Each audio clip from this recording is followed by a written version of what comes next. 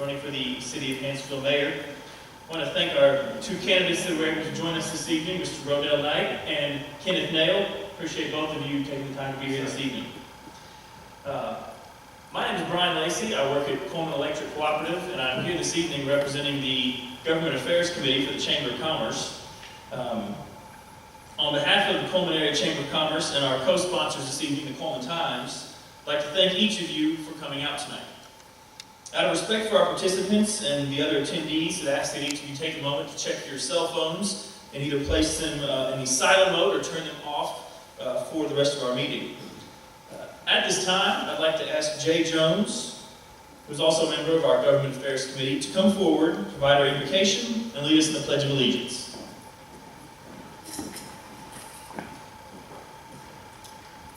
Let us pray.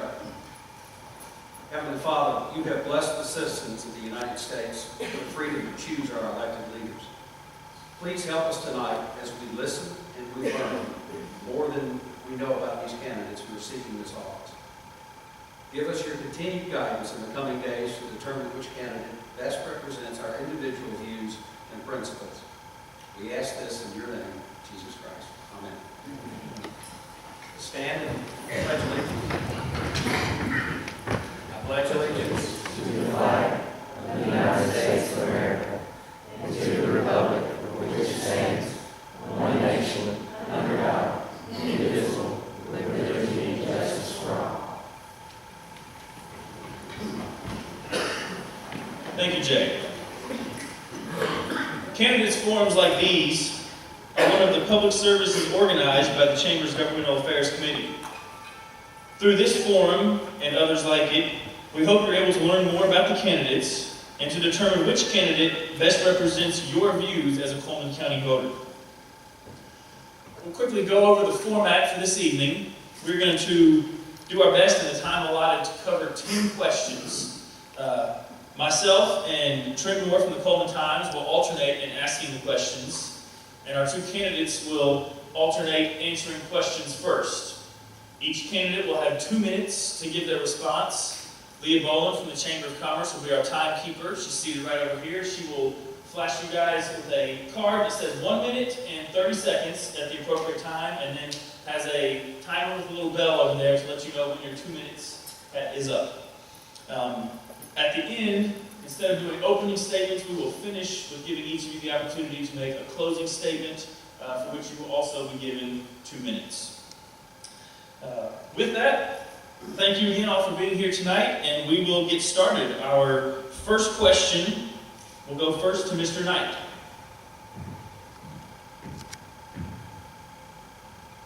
Why do you want to be mayor for the city of Hanceville? Well, it has been something that has been thought about for years. It has been prayed over for years, and I waited until I knew that I had the confidence and the experience and the setup personally to be mayor and run for mayor of the city of Hanceville. As far as changing things, which I know Kenneth, he's done the best that he knows how. And I am asking you for the opportunity to give me 4 years. I've lived here in the city of Hanceville for 47 years. Most of you know me. Most of you know my family. They're honorable people. They're kind people. We're Christian people. This is my home. And like Kenneth, and like all of you, we're just always wanting to make Hanceville a better place to live. And can I do that? Well, maybe I can't, but we can. Thank you.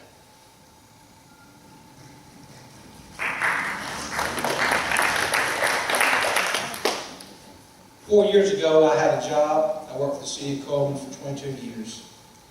And I seen what our city had,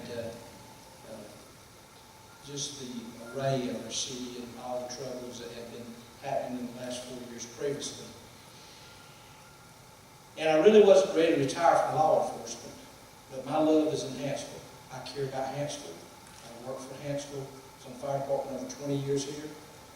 Most of y'all know my mom and dad was involved with the city for years.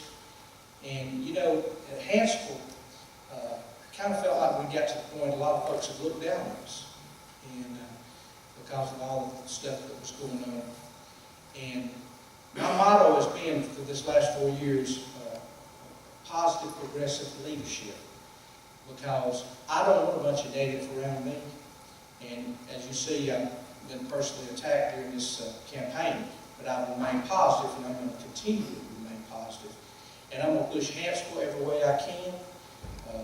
I'm on several different committees, chamber committees. I go down and meet with folks in Montgomery. If I have to go to Washington, I do that. But I'm going to push Hanceville. My job in Hanceville is to be the biggest cheerleader that Hanceville's got. And I know I don't look like a cheerleader, and that's okay. But that's my job, is to promote Hanceville, be positive, progressive. And I think the things you look around the last 4 years, the new businesses we've got, the new businesses that are coming, I'm very proud of. And it's not a one person, it's a team. I prayed 4 years ago and I said, Lord, if you don't let a good city council get elected, don't let me get elected. And He blessed us with a good city council. We've all worked together. Hadn't always agreed, but we've always worked together. And that's what it takes, a team effort. And I'm a team player, and I work for you. You don't work for me, I work for you. And I think I've always been proactive if someone is called. That's it. Thank you.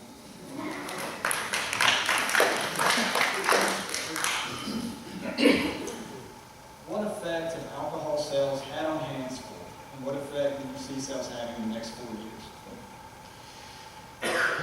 A small town mayor can't win the fight of do we go out for alcohol or do we go against it.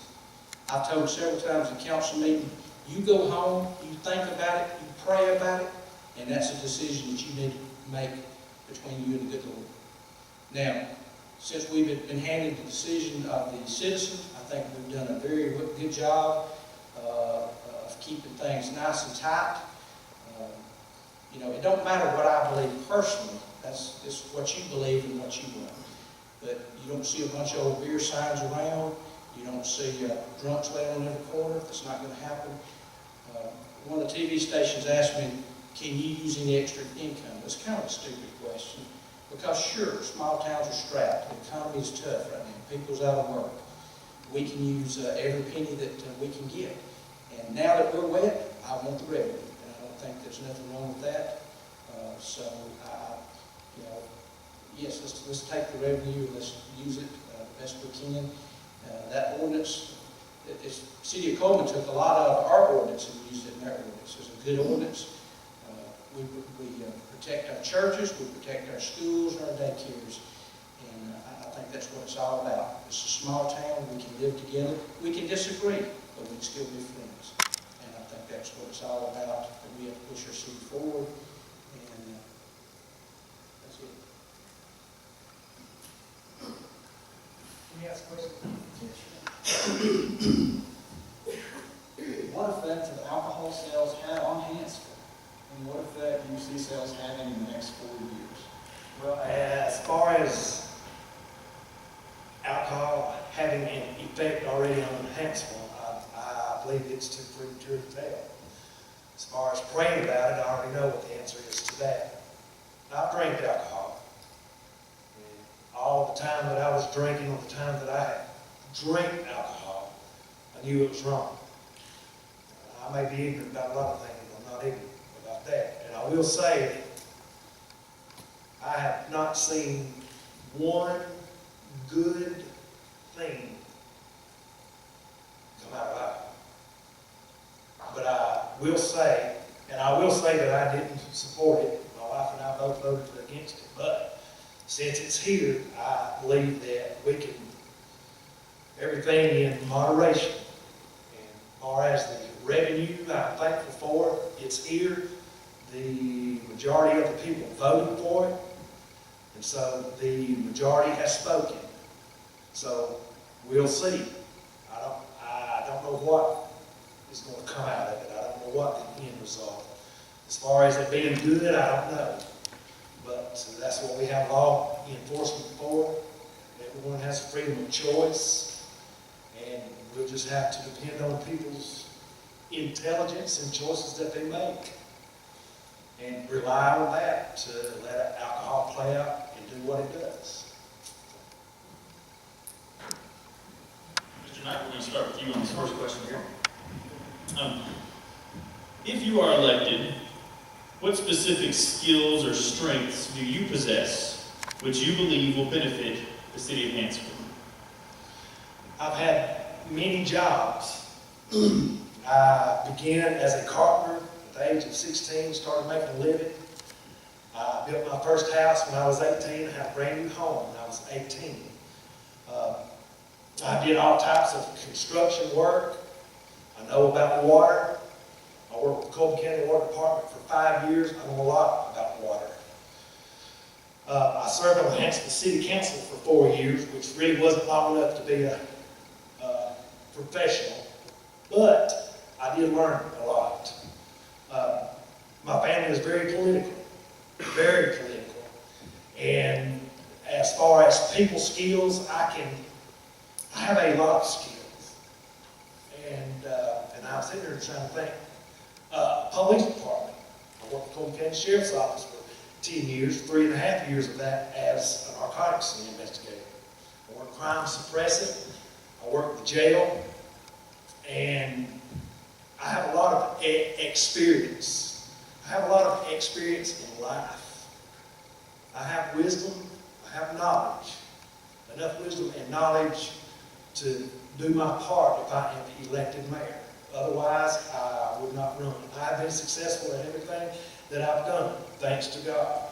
But I don't ever step up, take a job, or run for any office that I have any doubt.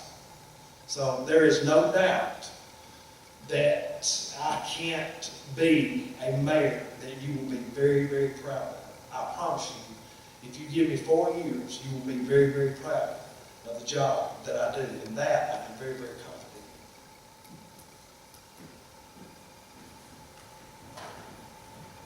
Could you repeat that question, please? If you are elected, what specific skills or strengths do you possess which you believe will benefit the city of Hanceville? I believe that I'm a good leader. I believe that all the years that I worked for the Golden Police Department, I retired as a lieutenant. I'm able to take men, I'm able to work them, I'm able to supervise them. There's accountability. Now, you may see Kenneth out there on the side of the road picking up trash. And some people say, why would the mayor pick up trash? I'm going to tell you why. Because if those guys out there working for the city feels like their mayor thinks he's too good to do what they're doing, I don't think that you will get out of them what you ought to get out of them. I'm not any better than anybody else. Us in Hanceville are just as good as anybody else. And I'm so proud of Hanceville, and I tell you, when those April tornadoes hit, we all came together, we all worked together. I was so proud of the people in Hanceville. That's what I told the people from FEMA. You wasn't waiting on, people wasn't saying at the point of waiting on FEMA for folks in Hanceville to come and say they got out and help their neighbor. And I think my ability to talk with people, I think my ability to lead as a team member, to lead people as a team member, pulling the team together. We've got a great police chief, we've got a great fire chief, we've got a great street superintendent, we've got a great city clerk, and it takes a team. You got to pull this team together. Now, do you always agree with everything that I do? Probably not. But I guarantee you we can sit down and we can talk about it. I'll respect your opinion. Hope you respect mine. And we'll talk about it. And I think that's probably one of the best things about me. I can sit down and talk with the dirt poor person over here, or the senator and the congressman. And I sure do that. And I go to Montgomery and I ask for y'all for money and to Washington, and that's what you got to do. The biggest thing, I'm not lazy. I'll work for you. Tell us your impression of the quality and efficiency of the Hanceville Police Department, and do you believe the department is stable and acting in the best interest of the citizens? First of all, let me say this. I've been a police officer for 27 years. You can't put everybody in jail and write everybody a ticket and make everybody like it. Not many people that I ever put in jail said, oh, thank you for putting me in jail. So we understand that it's a very hard job. It's a very tough job. But the first thing I done when I came here 4 years ago when I was knocking on doors, people asked me, what you gonna do about this police department? First thing we're gonna do is we're gonna make sure people have the proper training they need. The second thing we're gonna do, there's gonna be accountability. Now, if you come to my office and you complain on a policeman, first thing I want to do is get the chief in there and let's let him hear everything that's going on. And we're going to look at it, we're going to investigate it, we're going to be fair to the public. I don't want our police officers being punching bags for nobody, but I want them to treat the public with respect too. And we have done a lot of training. Right now, I would probably say for the size department the city of Hanceville has, we've probably got more instructors and more training that's been done in years. Have we made mistakes? Well, sure we have. But I'll tell you this, I'll let you look at the records, come down there, our books is always open. Look at the last 4 years in your police department and look at the previous 4 years and let's compare lawsuits. If you want to come down and look at them, we will be glad to sit down and talk about it and show you. But there's accountability. And when our guys do good, we pat them on the back. When the guys do bad, we tell them, you know, you're going to have to do better, you're going to have to change.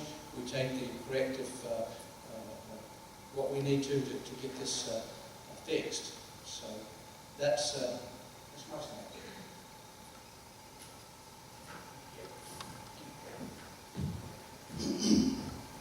Tell us your impression of the quality and efficiency of the Hanceville Police Department, and do you believe the department is stable and acting in the best interest of the citizens? Well, that was a question I hoped would come up there. But anyway, you know, if y'all read my article in the paper, it was the things that I said about the police department. I didn't mean it in a way to hurt no one, or didn't mean it in a negative way. And the words that I said were not the opinions of anyone, because I hadn't started campaigning then. I hadn't started knocking on doors before I said what I said in the paper. Police work is something that I can tell you about. And from what I've seen from the Hanceville Police Department, I also put in there that I'm sure that they're doing what they're told and doing what they believe to be in the best interest of the department. But the things that I said, again, are not the opinions of anyone other than what I have seen personally with our Hanceville Police Department. I don't have anything against our police department. It's just that from what I have seen, I think that a little bit more heart, a little bit more compassion could be presented to the people. When I began knocking on doors, I'm not going to mince words. 90% of the complaints, when there was a complaint, was about the police department. Now, I'm like Kenneth, you know, there has never been anyone praise me for putting me in jail. And it's not a good feeling, I'm sure. But I just see compassion and care. You know, sometimes it's like Barney Fife said whenever he was on the stand, you know, sometimes it's not always so much by the book, but in your heart. You know, sometimes when you can help somebody, show people that you care. Show them. Don't just talk it. Show them. Act like you care.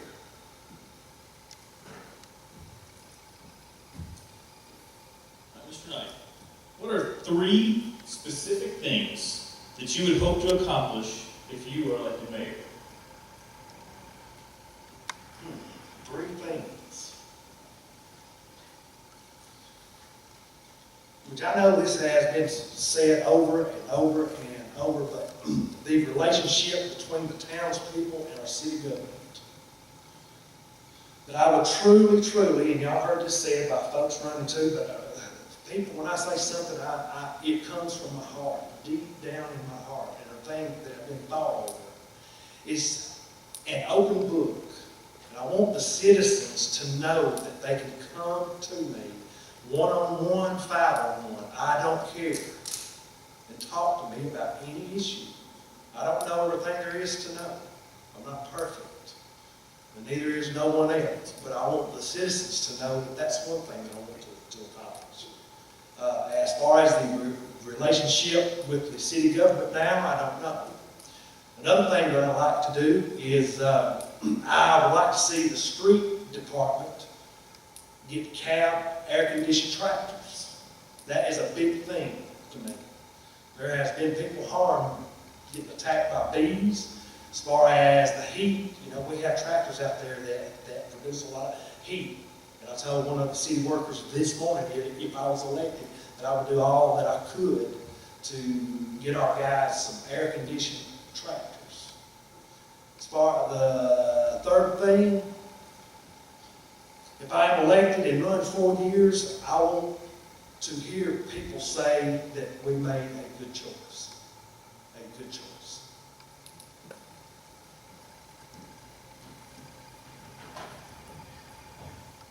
First thing we've got to do is we've got to get out from the sewer moratorium. The water board has made some choices that was hard choices, but when you're getting slapped with $30,000 and $40,000 fines, you have no choice but to try to get out from under that. And all of us is the ones paying for it. So the first thing we've got to do, and we've been working on this steadily, but the first thing we've got to do is try to get out from the sewer moratorium.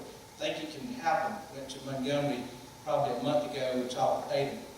They indicated that probably October, November that they think that will happen if we continue on and not have any violations in the next several months.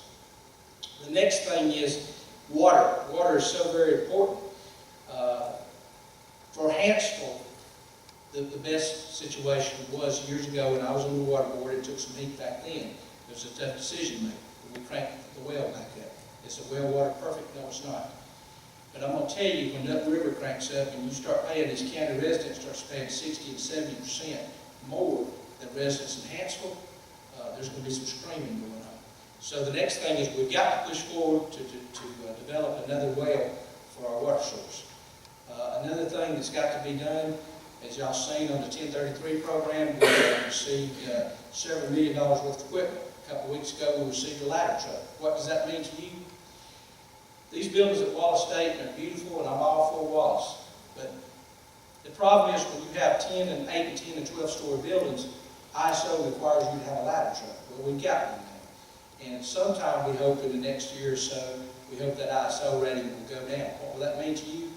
Your insurance will go down. So I think that's very, very important that we work real hard on that to work to where you have more money in your pocket that you can maybe come into the new Dollar General Market store or warehouse or somewhere and spend money on extra.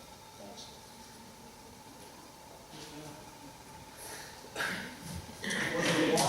Was it a wise decision for the town government to hire its own contractors to conduct a tornado cleanup after the April 11 tornadoes? Or should they have waited for the Army Corps of Engineers to act? That was in 4 years, that's the best decision that I and the city council made. It gives me cold chill bumps thinking about the tornadoes. We saved you taxpayers over $7 million by the decision we made. So you tell me, is it wise for us to pay $8.50 a cubic yard to clean up the mess that was around town, or should we wait on the Army Corps of Engineers and pay $48? You say, what does it matter? The government's paying the biggest part of it. That's not true.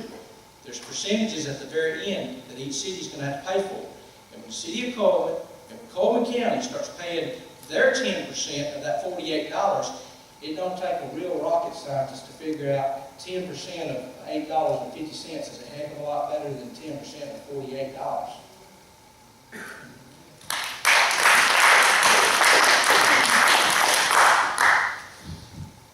Well, the way I understand it, that is a question that's one of the mayor's questions that I don't know that much about, other than I have an idea of how much money was borrowed, somewhere around $550,000, somewhere around in there. I don't know.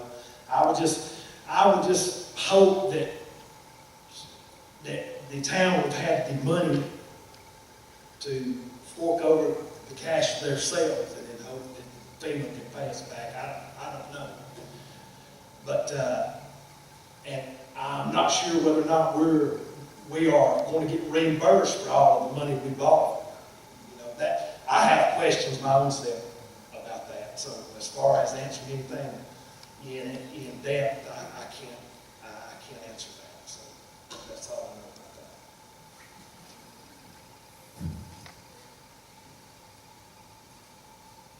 that. What plans, if any, do you have to help try and attract more business into your community?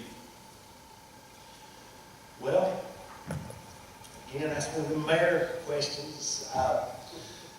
Just have the right attitude, knowing people, meeting people, and, you know, when a good business comes along, you know, I think that if the mayor and the city council and in all of our city seats have good attitudes, good personalities, that it's going to get around. And that, I believe that one thing there will draw business into the city of Hanceville. And I'm sure too, you know, because of alcohol, it's, you know, it goes without saying that, you know, in the next 4, 8 to 10 years, you are really going to see Hanceville grow significantly because of alcohol. So that's one thing that I'm glad of. And as far as drawing business, I'm open to all comments. I'm open to any business. I'm all for business and growth.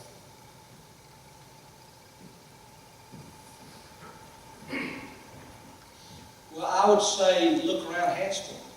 I would say CVS Drugs. I work with CVS Drugs to move from the old location to the new location. They told me the other day their business is just about doubled. What did that mean? That meant we had to work through ADM issues. We had to work through EPA issues. We had to work through the Stouts Mountain Railroad Company that still had an active right-of-way through that property. Been out of business for probably, what, over 100 years, I would imagine. The new Dollar General Market store, we work with those folks. I agree, it is about attitude. You've got to make people know that you want them in your city. We have been working with the company, and I'm not at liberty right now to tell you, but I really and truly believe within the next 2 weeks you will hear a major announcement to the city of Hanceville to the tune of about 16 jobs the first year, 25 jobs at the year's end, about a $2.5 million investment in our industrial park. And that's by going out and meeting these people, talking to these people. It's a climate. Nobody wants to come to your town with a bunch of arguing and fussing and fighting. Nobody wants to. Now, just look back at the previous 4 years and get into that a whole lot. But look at that. Nothing happened.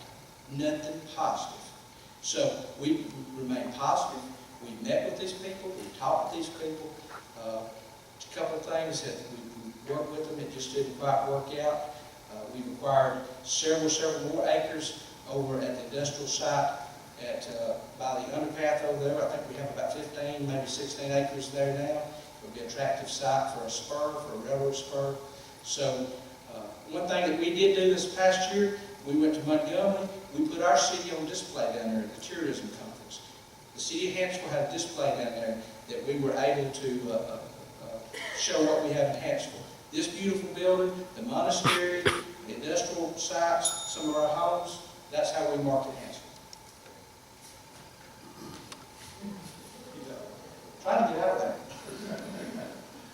What is your impression of the town's overall financial condition, and please explain why? It's not where I want it to be. The tornadoes took a terrible drain on us. At one point, we had 19 extra employees that we had to have to monitor, to document all this. In the long run, it's going to be good. We feel like right now FEMA owes us somewhere around $700,000. Yes, we had to borrow $550,000. But the deal is with FEMA, you've got to pay that up front first. It's a reimbursement program. And when I came in here, previously when I was on the council, I left the council and we had $1.2 million in the bank. When I came back in as mayor, we had a little under $400,000 in the bank. We've got better than $200,000 in the bank now. It's not what I want to have, but I think considering our auditor put out a good audit report, considering what we went through, what we've had to pay out, I think it's not exact. I would feel a lot more comfortable if we had about $500,000 in the bank. Because a couple $100,000 is not a lot of money for a city. It's a lot of money to me, but for a city it's not as much. And we've done so many things to try to cut expenses. There's not been the first new police car bought for the Hanceville Police Department since I've been mayor. We went to surplus, we brought used cars, we bought cars that was retired from the ABC board with 30 or 40,000 miles on it. That's one way that we have cut costs. We've started doing our mowing on a right-of-ways. We don't use bush hogs. I think you could say they look better than they looked in years. We use industrial lawnmowers.